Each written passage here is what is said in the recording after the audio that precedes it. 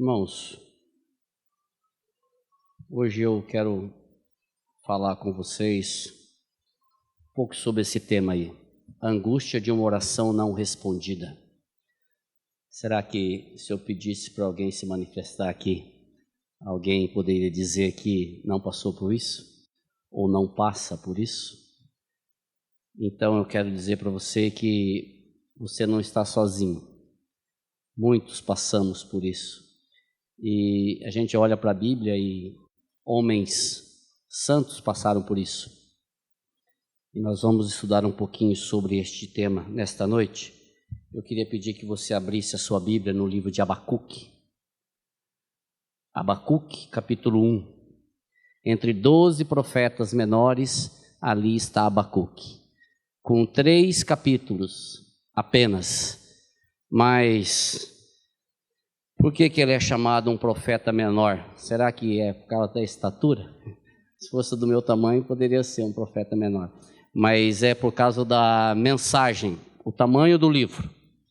São 12 profetas considerados menores e 4 profetas considerados maiores. Isaías, Jeremias, Ezequiel, Daniel. Mas não porque a mensagem dele é menor, que é de menos importância. Fantástica, maravilhosa. E só adiantando, atualizadíssima essa mensagem de Abacuque. Vamos ler. Abacuque, capítulo 1, de 1 a 11. Sentença revelada ao profeta Abacuque. Até quando, Senhor, clamarei eu e tu não me escutarás? Gritar-te-ei violência e não salvarás?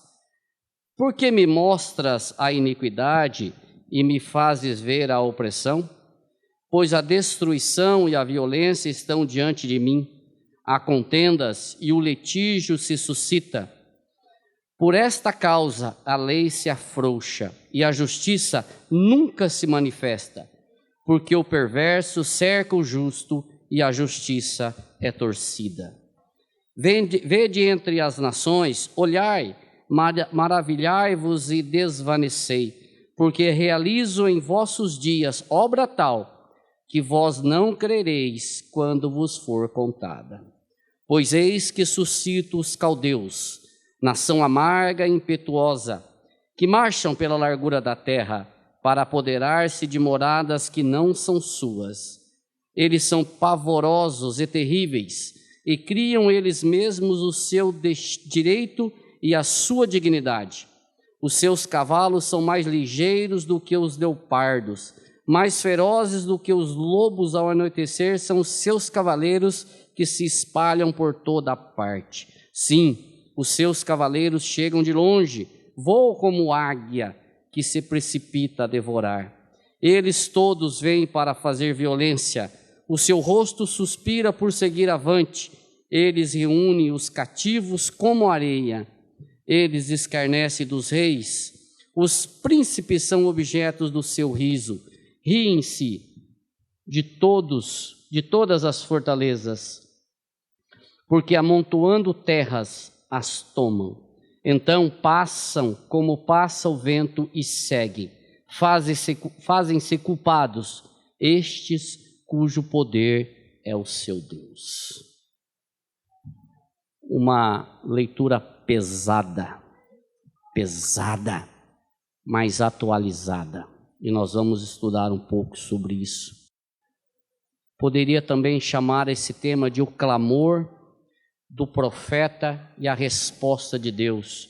Ou então, outros temas, a crise de um profeta ou resposta não atendida. Mas algumas pessoas dizem o seguinte: por que pregar sobre um profeta do Antigo Testamento? Por que falar do Antigo Testamento e não nos centralizarmos no Novo Testamento? Porque Paulo nos diz assim: porquanto tudo que dantes foi escrito, para o nosso ensino foi escrito, para que pela constância e pela consolação provenientes das Escrituras tenhamos esperança. Irmãos, a Bíblia toda, ela deve ser pregada. A Bíblia toda deve ser lida. A Bíblia toda deve ser estudada. e a Bíblia toda deve ser crida. Quando nós duvidamos de uma passagem da Escritura, nós provavelmente duvidaremos de toda a Escritura. Então nós vamos estudar hoje Abacuque, e nós vamos ver que Abacuque ele se encaixa na nossa vida diária, no nosso dia a dia, na nossa atualidade, mais do que a gente possa imaginar. Esse livro aconteceu no ano 504 a.C., então bem antigo, 504, 509, algumas datas nesse sentido. Não há dúvida que esse livro foi escrito pelo profeta Abacuque, porque logo no primeiro versículo do primeiro capítulo já fala sobre ele. O nome Abacuque, só para nós nos sintonizar, significa abraçar. É o único significado que nós temos de Abacuque. Nós não conhecemos a história dele. Aliás, quando nós olhamos para os profetas, principalmente os profetas menores, nós não temos muito da história deles. E Abacuque a gente também não tem muito da história dele. Mas alguns fatores interessantes, que como ele era profeta, possivelmente, certamente ele participava das sinagogas. E era uma pessoa que tinha bastante influência, uma pessoa que tinha um relacionamento com o Senhor. E algo que chama bastante atenção é que quando as profecias eram dadas antigamente, no Velho Testamento, geralmente era uma profecia para o povo, era a profecia para o rei, era uma profecia para os sacerdotes. Só que neste caso, a profecia é um relato da experiência de Abacuque. É ele com Deus, não é uma profecia para o povo. A resposta, é a oração das coisas que ele estava vendo. Então são indagações do próprio profeta. Ele não passa, não é algo assim que a gente vê muito no Velho Testamento, assim diz o Senhor. Não, é ele indagando ao Senhor, ele conversando com o Senhor e o Senhor falando com ele em algumas situações. A gente vê aí logo na primeira, sentença revelada ao profeta Abacuque. Quando você vai dar uma notícia para alguém e você tem uma boa notícia para dar para alguém, é gostoso, né? Chego assim, digo, Márcia, eu tenho uma notícia para te dar, mas é uma boa notícia. Aí nós nos alegramos, porque é gostoso você ser portador de uma boa notícia. Mas quando você é portador de uma má notícia, de uma péssima notícia, aí nós começamos a rodear, porque olha, sabe o que acontece? Eu preciso falar uma coisa para você, Ricardinho, mas então a gente começa a enrolar a situação. Porque não é bom você ser portador de má notícias. Só que o profeta, ele era um portador de uma má notícia, de uma péssima notícia. E essa não foi uma sentença produzida por ele mesmo, foi uma sentença produzida pelo próprio Deus. Ele recebeu essa sentença diretamente do Senhor, um diálogo entre ele e o Deus. Mas por quê? Por que essa revelação? Por que essa sentença? Essa sentença, quando nós vamos ver a tradução dela, é um peso. Ou seja, ele tinha que entregar um peso, porque isso estava nas costas dele. Mas por que essa sentença revelada ao profeta? Porque, irmãos, naquela época, se você olhar livro de Reis, livro de 1 e 2 Samuel, livro dos profetas, vocês vão encontrar que muitos reis, eles contratavam profetas para profetizar a favor deles.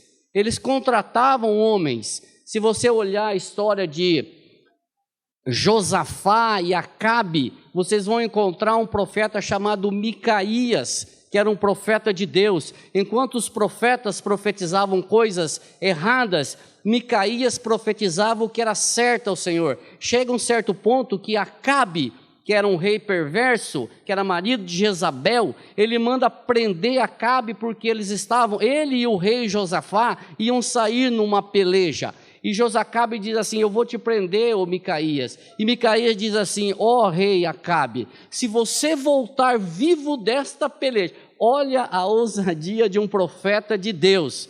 Se você voltar vivo dessa peleja, rei Acabe, Deus não falou através de mim. E nós, só para encurtar a história, Acabe foi para uma batalha e a Bíblia diz que um soldado inimigo soltou uma flecha a ermo, sem pretensão, e a flecha entrou na barriga de Acabe e Acabe morreu. Então a gente vê que tinha profetas sérios, mas tinha profetas que profetizavam aquilo que o rei queria ouvir, profetizar só coisas boas, o que nós chamamos hoje de coceiras boas aos ouvidos. E naquela época, Abacuque vem com uma profecia com um diálogo entre ele e Deus, um diálogo forte, um diálogo pesado. Por isso que é sentença revelada ao profeta, uma decisão dada ao Senhor.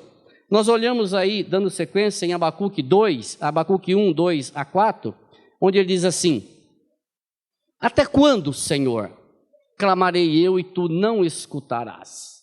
Eu gritarei a ti violência e não salvarás? Por que razão me fazes ver a iniquidade e a opressão? Pois a destruição e a violência estão diante de mim. Há também contendas e o litígio se suscita.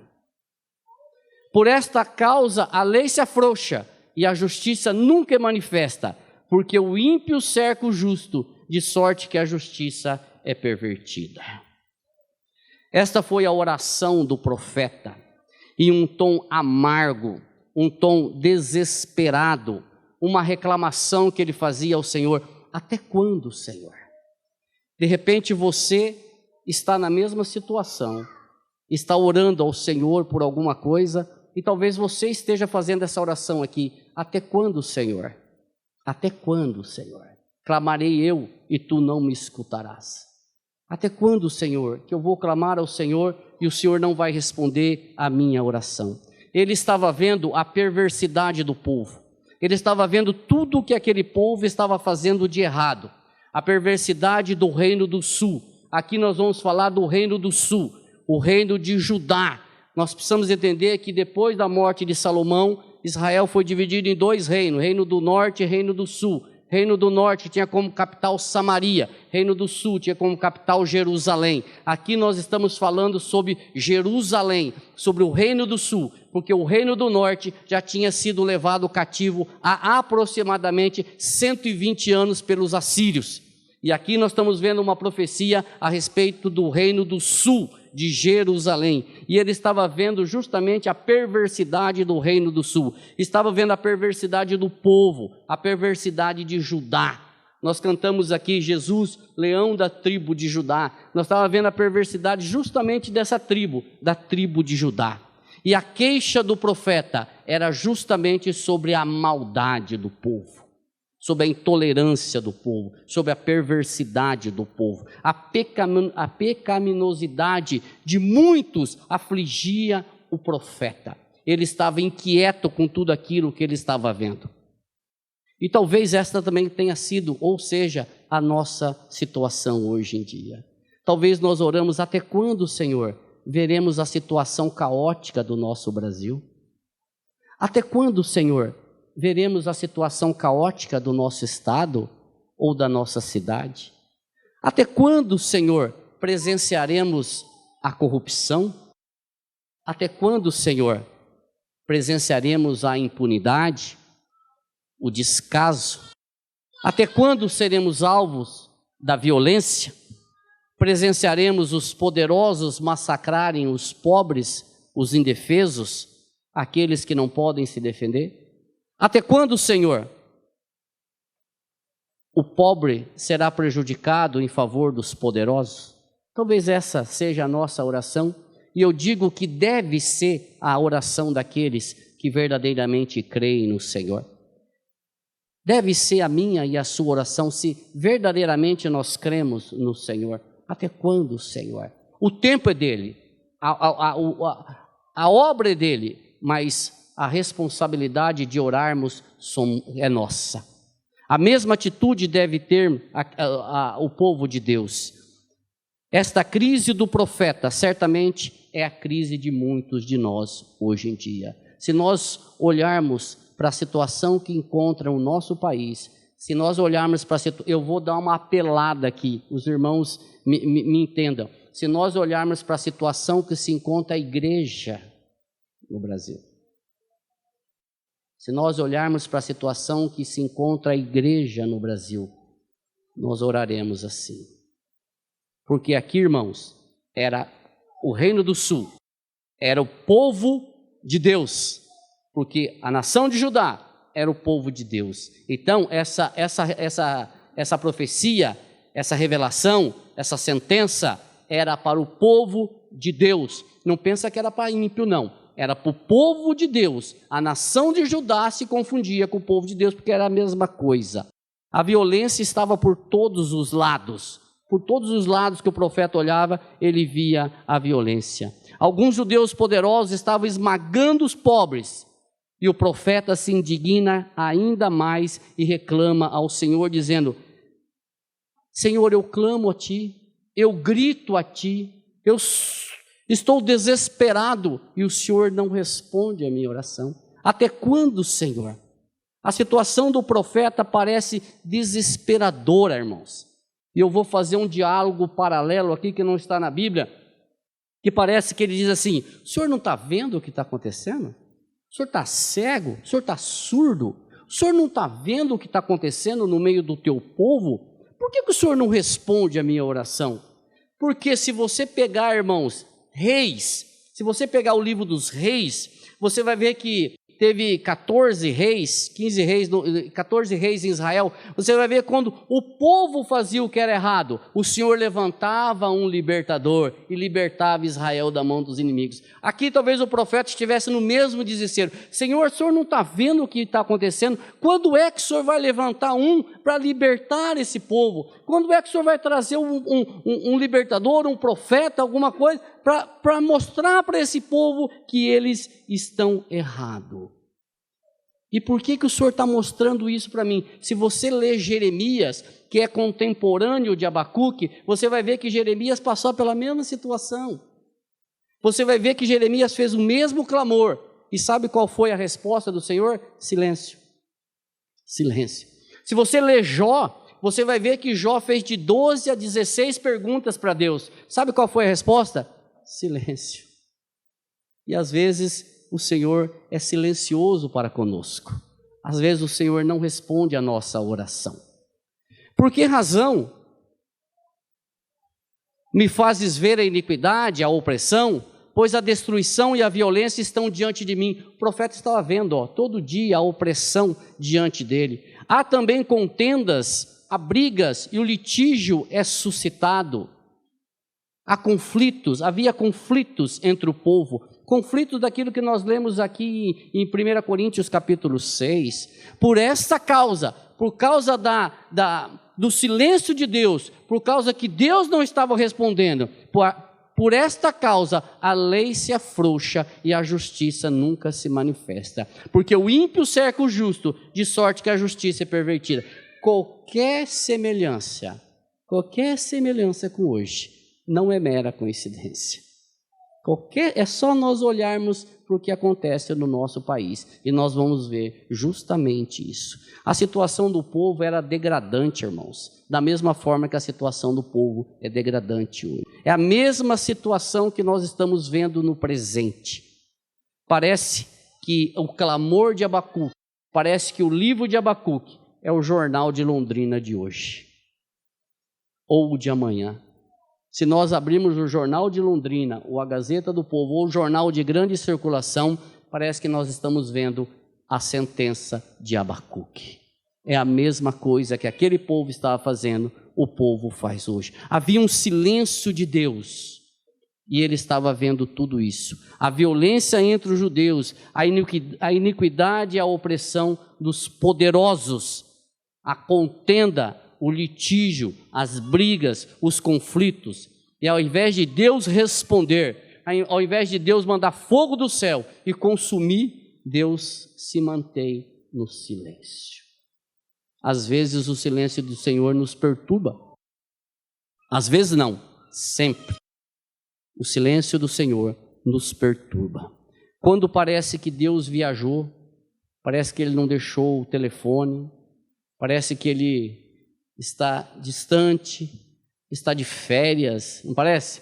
Que Deus está de férias, Ele não deixou contato, Ele está indiferente, Ele está inativo.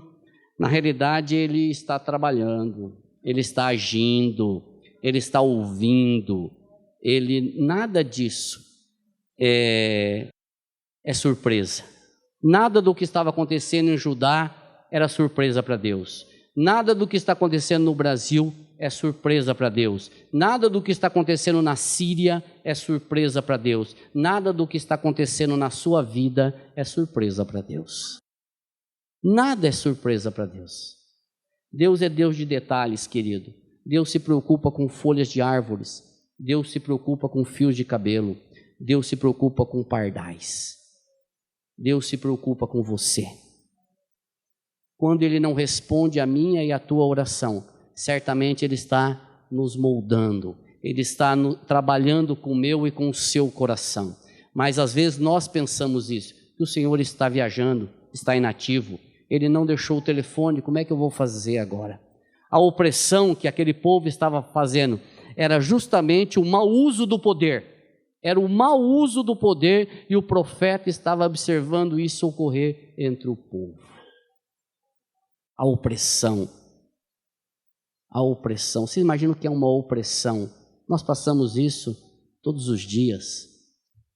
Os poderosos compravam os juízes, nada diferente. Subornavam as decisões, massacravam o pobre. Por isso o profeta diz que a lei se afrouxa.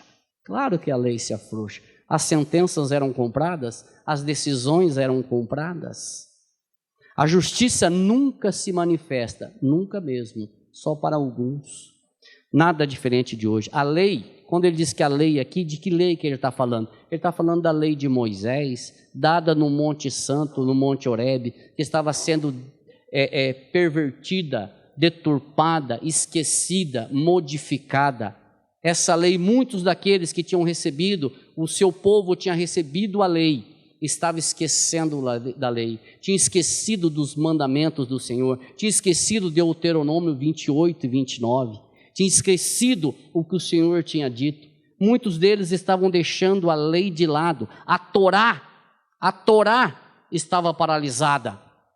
Eles não estavam olhando mais para os planos do Senhor.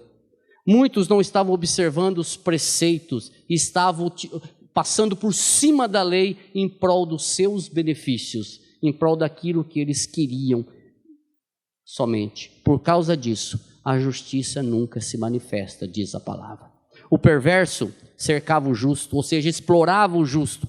O pobre, não um justo moral, porque não havia um justo moral como não há um justo moral, mas aquele que não podia se defender, o indefeso, aquele que não tinha como, entre aspas, brigar com os grandes, os poderosos, esse estava sendo cercado, esse estava sendo prejudicado, esse estava sendo explorado. E quantas vezes nós nos encontramos nessa mesma situação, parece que o Senhor não está ouvindo a nossa oração. Ou então, quando o Senhor responde, Ele não responde aquilo que você perguntou. Eu não sei qual que é mais frustrante, qual que é pior, quando Ele não responde ou quando Ele responde aquilo que você não perguntou. E finalmente, nós vemos do versículo 5 até o versículo 11, que Deus responde para o profeta, até que enfim, finalmente, Deus responde para o profeta Abacuque a sua oração. E no 1:5 ele diz: Abacuque, vede entre as nações, olhai, maravilhai-vos e desvanecei, ou admirai-vos, porque realizo em vossos dias obra tal que vós não crereis quando vos for contada. Não é um dia, não é quando você morrer, no teu avô, no teu neto, no teu bisneto, eu vou realizar nos vossos dias, vocês vão ver isso que eu vou fazer. E isso aconteceu aproximadamente 30 anos após essa profecia. O Senhor disse para Abacuque: eu vou fazer isso nos seus dias. Vocês vão ver, a tua geração vai ver o que eu vou fazer. Olha para as nações, Abacuque, procure entre as nações, fique maravilhado com elas, porque eu, o Senhor, vou levantar, eu vou fazer uma obra no meio de vocês, que vocês não vão nem acreditar se alguém contar. E aí eu falo para vocês, preste atenção no método do Senhor. O reino do norte, como eu disse para vocês, já tinha sido levado 120 anos antes para o cativeiro assírio. E o reino do sul tinha 120 anos de experiência e não se atentaram para a obra do Senhor, porque o reino do sul estava passando pela mesma coisa que o reino do norte, ou seja, deturpando a lei do Senhor. Não estava observando os preceitos do Senhor. E o Senhor responde para Abacuque: Abacuque, eu estou vendo o que o meu povo está fazendo. Eu não estou inativo, eu não estou viajando, eu estou vendo a iniquidade do meu povo, eu estou vendo que o meu povo não tem se atentado à minha lei e tem feito o que é mal aos meus olhos, que o meu povo tem pecado contra mim. Eu vou fazer algo tão grande no meio de vocês que vocês vão ver. O Senhor enviou profetas para que o povo se voltasse a Ele, e o povo não voltou a Ele. O Senhor tem enviado pregadores no nosso meio. O Senhor tem tirado homens e mulheres, jovens, do meio da igreja e tem levado para pregar a palavra. Contudo, o mundo não quer ouvir a mensagem do Senhor. Da mesma forma que o Senhor mandou pregadores, mandou profetas, o Senhor hoje está levando pregadores, homens e mulheres, para pregar o evangelho ao mundo. Só que o mundo não quer Deus. O mundo rejeita Deus, o mundo desobedece ao Senhor, o mundo prefere as coisas do mundo. A luz veio ao mundo, mas os homens preferiram as trevas, porque as suas obras eram más. João está escrito isso, 3:19. Muitas vezes, irmãos, a soberania do Senhor, ela é incompreendida pelos homens, até mesmo pelos mais santos. Olha aí o 6. Pois eu suscito os caldeus, nação amarga e impetuosa, que marcham pela largura da terra, para apoderar-se das moradas que não são suas. O Senhor está mostrando o que Ele vai fazer. Essa é a situação. O Senhor está mostrando para Abacuque o que ele vai fazer. O chicote estava chegando sobre aquela nação. A correção do Senhor estava chegando sobre aquela nação.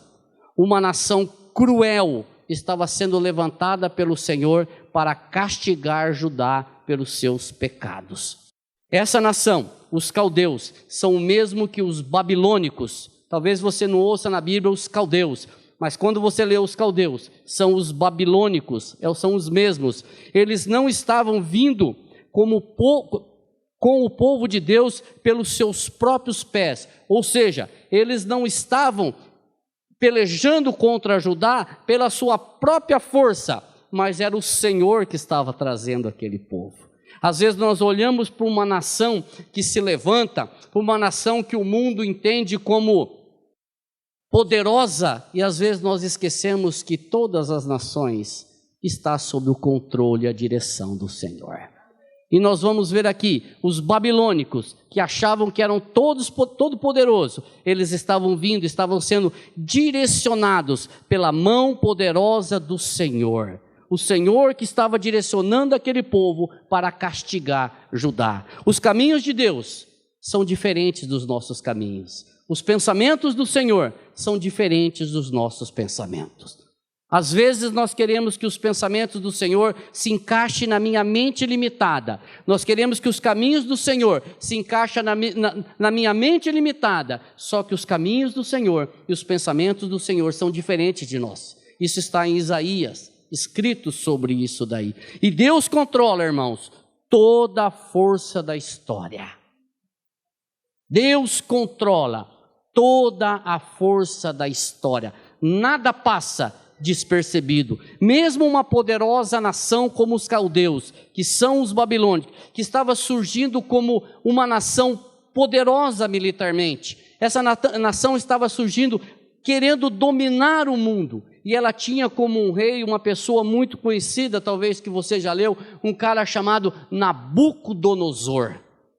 Esse era o rei da Babilônia. Ele estava começando a reinar, ele estava começando a ser um conquistador, ele estava herdando o reino do seu pai, e ele estava surgindo como um grande rei, o rei Nabucodonosor.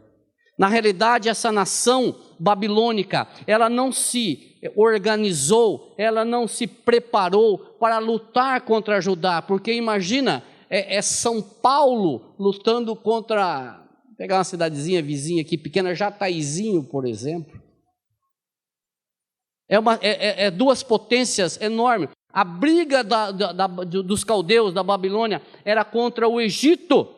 Ela descia para pelejar contra o Egito, porque junto com o Egito e com a Síria, eram as três potências militares da época. E Babilônia estava descendo para pelejar contra o Egito. Só que quem que estava no caminho? Judá. Então vocês vão ser o primeiro que vão sofrer a força dos babilônicos. Só que na realidade a gente acha que isso é coincidência, mas isso não é coincidência, é a mão do Senhor que estava trabalhando. E o Senhor continua a descrever para o profeta a nação que estava vindo contra Judá.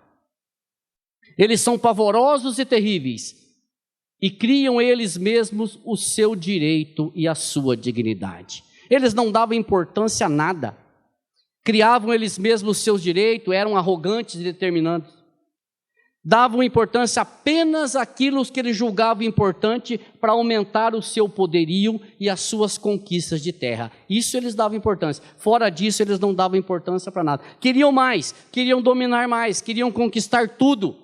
E aí eu falo para vocês, o homem é assim, quer conquistar, quer ter, quer buscar, quer cada vez ter mais. E no versículo 8, do que nós vamos ler agora, nós vemos uma descrição poética de como eram esses guerreiros. Ele relaciona esses guerreiros a 3 animais ferozes, ao leopardo, aos lobos e à águia. Olha aí o que ele diz no versículo 8. Os seus cavalos são mais ligeiros que o leopardo.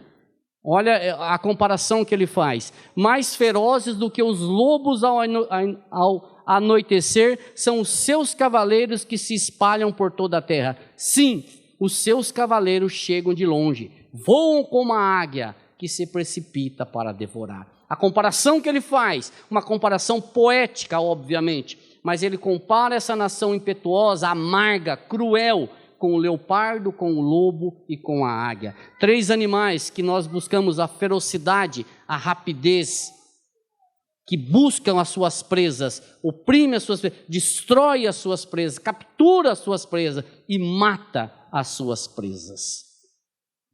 Abacuque 1:9, continuando na descrição, eles todos vêm para fazer violência, os seus rostos suspira por seguir avante, eles reúnem os cativos como areia. Esse é o povo. Eles olhavam para os seus adversários com desprezo. Eles riam das autoridades, dos príncipes, eles não respeitavam reis, eles não respeitavam autoridade, eles não respeitavam nada. Eles escarnecem dos reis, os príncipes são objetos do seu riso, riem-se de todas as fortalezas, porque amontoando terras as tomam. Esta é a nação que estava vindo contra Judá.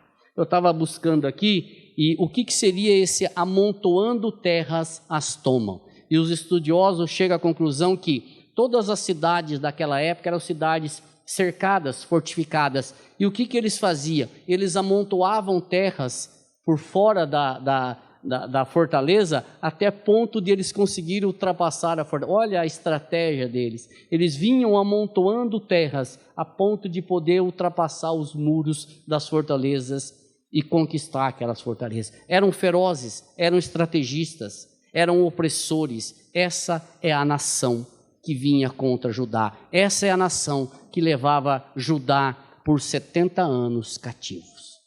Irmãos, quando nós lemos essa passagem até aqui, fazendo uma leitura rápida, até parece que Deus está de braços cruzados, deixando Israel ser destruído. Nós olhamos e parece que nós percebemos que os olhos do Senhor estão, bom, deixa acontecer. Mas se nós olharmos com um pouquinho mais de exatidão, nós vamos perceber que Deus não está de braços cruzados. Que Deus, da mesma forma que Ele está trazendo os babilônicos para castigar Judá, Ele vai castigar os babilônicos. O versículo 11 nos dá essa base que diz assim: então, passa como passa o vento, e seguem-se Olha a segunda parte. Fazem-se culpados esses cujo poder é o seu Deus. Aqui é soberania de Deus, responsabilidade humana. Eles estavam vindo, eles iam destruir o reino do sul, Judá ou Jerusalém, se você preferir, mas o Senhor vai tratar com este povo. Os babilônicos tinham muitos deuses, mas o Deus principal deles era o poder. Os deuses babilônicos, quase todos, eram deuses de guerra, mas o Deus principal deles era o poder. Eles queriam poder, conquista. Eles achavam que estavam conquistando o mundo todo da época pela sua força militar, pela sua estratégia militar, pelo seu poder, mas na realidade eles estavam sendo conduzidos por Deus. Não foram os babilônicos que conquistaram Jerusalém, foi o Deus de Israel que entregou o povo na mão dos babilônicos. Porque se Deus não quisesse, eles não seriam conquistados.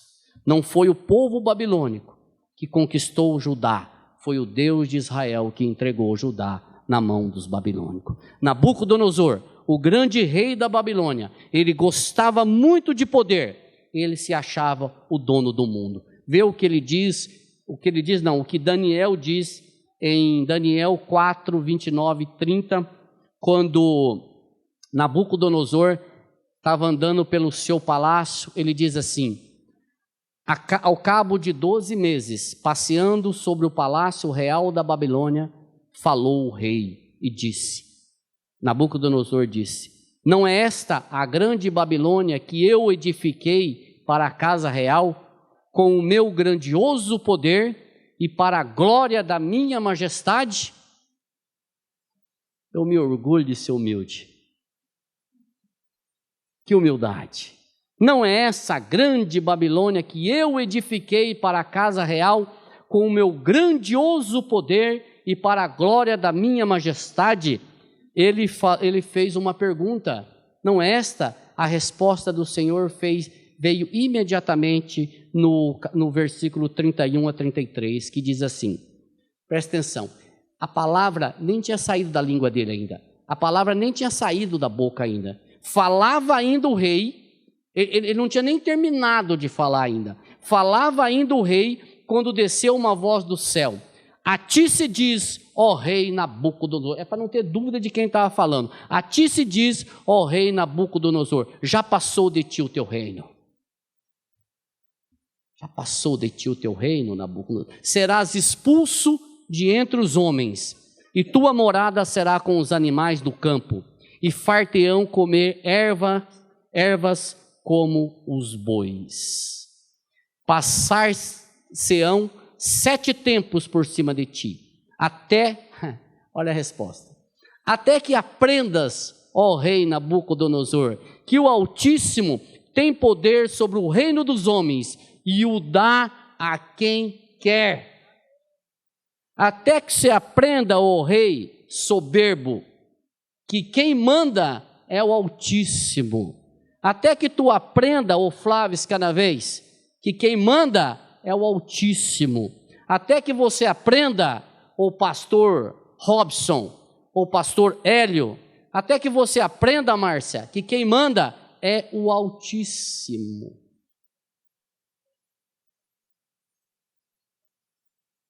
No mesmo instante, se cumpriu a palavra sobre Nabucodonosor e foi expulso de entre os homens. No mesmo instante que ele falava, veio a palavra do céu: você será expulso. E no mesmo instante se cumpriu a palavra do Senhor.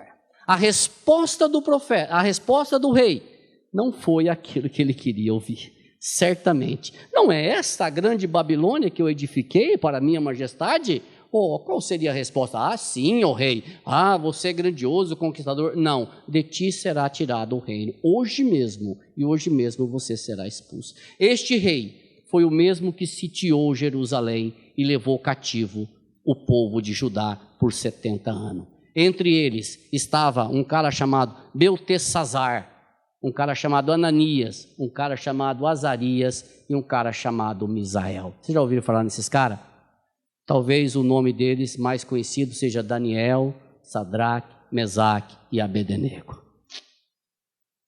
Beltesazar era Daniel, o nome Israel, o nome dele de judeu de Israel. Azarias, Misael e Ananias, era o nome dele de nascença, mas a hora que ele foi para a Babilônia, trocaram o nome deles. Um dia a gente vai falar sobre a troca do nome deles, que é fantástico. Os caldeus ou os babilônicos, irmãos, achavam que a conquista vinha de suas forças militares, mas era a mão do Deus Todo-Poderoso que estava direcionando. Esses capturadores de Israel, sendo conduzidos pela mão de Deus, eles não escapariam do julgamento do Senhor. Depois que Nabucodonosor passou por toda essa situação que foi expulso entre os homens, ele reconheceu a soberania do Senhor. Dê uma olhada no que ele diz no 37. Agora, pois eu, Nabucodonosor, louvo e exalto e glorifico o Rei do céu, porque todas as suas obras são verdadeiras e os seus caminhos justos, e pode humilhar aos que andam na soberba. Eu, Nabucodonosor, reconheço a soberania do Senhor. E nós, irmãos, precisamos reconhecer a soberania do Senhor nas nossas vidas, no nosso trabalho, no nosso dia a dia, nas decisões do Senhor sobre as nossas vidas. Porque, irmãos, às vezes nós oramos ao Senhor, se isso for só comigo, você me perdoa. Se você não tiver nessa relação, fala assim, não acontece comigo. Mas às vezes nós oramos e nós quase que ditamos a resposta de Deus para nós. Senhor, eu estou orando, mas eu quero que o Senhor responda assim para mim, ó, assim, assim, assim, assim. Aí o Senhor vem, responde totalmente diferente. E aí nós falamos, Senhor, mas não era essa a resposta que eu queria. Mas a minha vontade, que é boa, agradável e perfeita, será feita na tua vida. Irmãos, o Deus do Antigo Testamento é o Deus que se tornou carne no Novo Testamento. O mesmo Deus que agiu no Antigo Testamento, age no Novo Testamento. A mesma salvação do Antigo Testamento é a salvação no Novo Testamento, ou seja, é pela graça. É pela graça. Alguém diz, não, mas no Velho Testamento a salvação era pela lei. Não era. A salvação sempre foi pela graça. E eu quero fazer agora aplicações práticas para as nossas vidas. Lembrando que há 120 anos passados, o rei do norte já tinha sido levado cativo. E agora o reino do sul estava sendo levado também. Irmãos, aquela passagem que eu li no primeiro versículo, todas as coisas foram escritas para o nosso proveito. Olhemos para a palavra do Senhor. Segunda, todas as advertências do Senhor, todos os chamados dos profetas não acharam guarida aos ouvidos do povo. Será que o nosso povo tem ouvido a palavra? Nós temos pregado, e hoje eu digo para você da mesma forma, muitos não têm dado ouvidos à pregação e à palavra do Senhor. Essa é uma hora que nós temos que falar misericórdia, misericórdia. Mesmo quando o Senhor não responde, Ele está ouvindo e devemos continuar crendo nele. Algumas pessoas dizem que eu não creio no Senhor. Creia no Senhor, irmão. Mesmo que você não esteja sentindo nenhum arrepio, mesmo que você não esteja vendo, mesmo que as coisas não estejam acontecendo do jeito que você gostaria, creia no Senhor, porque Ele não está inativo, Ele não foi viajar, Ele não está te ouvindo, mas Ele está trabalhando e Ele está moldando o seu coração, Ele está forjando o caráter de Cristo no seu coração, de acordo com a vontade dEle. Mesmo que você não veja com os seus olhos, o Senhor está no controle. Mesmo que a gente olhe para a situação do nosso país, e às vezes nós falamos, Senhor, não tem mais jeito, agora acabou, afundou o barco, Senhor. O Senhor não perdeu o controle, o Senhor está no controle. E um dia, que às vezes não será o dia que os meus e os teus olhos vejam, mas um dia o Senhor tratará com o perverso. Um dia o Senhor tratará com o perverso. Da mesma forma que Ele tratou com Nabucodonosor, Ele vai tratar com o perverso. Fique firme, irmãos. Fique firme no Senhor. O Senhor tem enviado os servos dele para pregar. Queridos, se o Senhor permitir, nós vamos falar de Abacuque 2, aonde o profeta faz uma segunda oração e o Senhor responde pela segunda vez. E o profeta, ele se acomoda assim, no sentido de que eu vou ficar no meu local e vou ver a obra do Senhor. E se você tiver oportunidade, leia Abacuque 2:4, só 2:4. Abacuque 2:4 é a base de toda a Bíblia. Ela é usada por Paulo em Romanos 1:17, ela é usada por Hebreus. O justo viverá por fé. O justo viverá por fé, não por vista, mas por fé. Nós vivemos por fé, fé nas promessas do Senhor, fé de que o Senhor vai voltar para buscar a igreja dele. Essa é a fé. Quando você olha lá para Hebreus 11, que tem uma definição de fé, não é fé nas coisas materiais, mas fé nas promessas que o Senhor fez, de que ele vai voltar para buscar. E de que eu e você, se cremos verdadeiramente, somos peregrinos numa terra estranha, irmãos. Estamos de passagem aqui. Um dia nós vamos morar na Jerusalém eterna. Amém? Deus abençoe.